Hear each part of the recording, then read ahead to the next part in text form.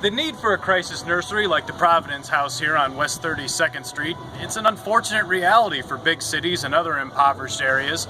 Providence House has been serving Cleveland for 36 years, helping over 8,000 children, many of them coming from families struggling with substance abuse or domestic violence. But the heroin epidemic here in Ohio is stretching the Providence House staff and volunteers even thinner than ever before. Admissions are up 70% here at the Providence House, while inquiries are up 109% the last 3 years, coinciding with the sharp increase in deaths from overdose.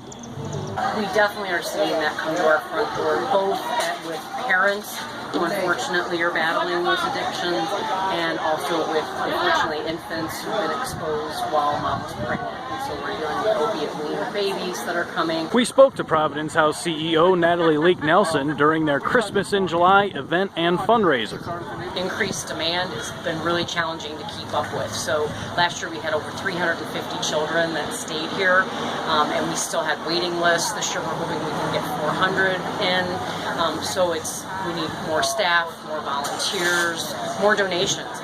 The Providence House has a 30-bed maximum for children. Of course, they can only serve 30 children at a time for a maximum of 60 days. Unless the parents are in inpatient treatment or incarcerated, then they can stay up to 90 days. And for the Providence House, parents have to step up as well. We want to reunify the family. We're first and foremost a child's advocate. So it's about, are they going to be safe when they go home? And so we hold parents very accountable.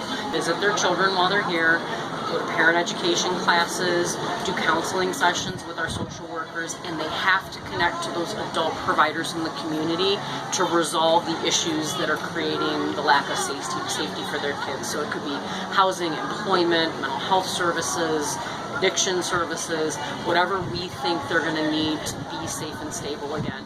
But it's the success stories that define the Providence House. Of the over 300 children they cared for last year, 98% were reunited with their parents, and 90% of the parents fulfilled all the requirements that Leak Nelson spoke about.